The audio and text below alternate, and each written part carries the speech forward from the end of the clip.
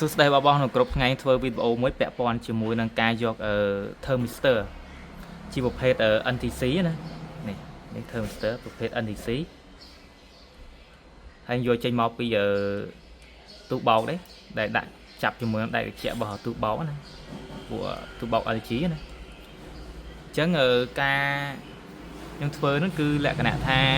យកអាហ្នឹងមកបញ្ជាឲ្យហាវាដំណើរការហើយតាក់ទងមួយកម្ដៅឧទាហរណ៍ថាវាកម្ដៅវាឡើងដល់60អង្សាសេចុះលើដែកត្រជាក់ហ្នឹងអញ្ចឹងធ្វើឲ្យកង្ហាវាដំណើរការតាក់ទងមួយ control ណាសីតុណ្ហភាពឲ្យវាផ្លុំឬបើកកម្ដៅចេញ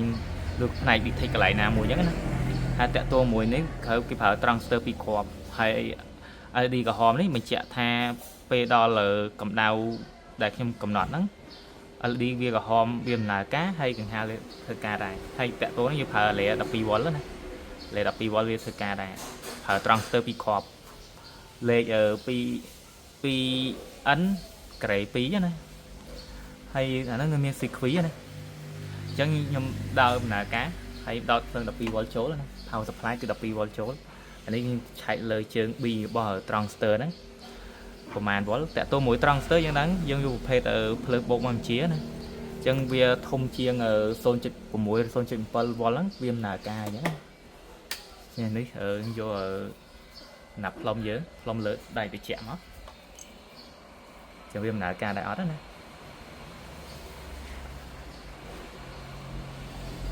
ដាក់ខាងនេះតិចដៃត្រជាក់មកអញ្ចឹងពេលវាក្តៅអញ្ចឹងពេលវាក្តៅវាចាប់បានណាឥឡូវដើរហើយវាដើរហើយកង្ហាវាក៏ដើរដែរ LED ក៏ភ្លឺដែរឥឡូវខ្ញុំជប់ដាក់ដាវវាទីវាលុបទៅឡើយវាថយណាអញ្ចឹងដល់ពេលវាអត់ត្រូវដាវ thermistor វាចាប់ផ្ដើម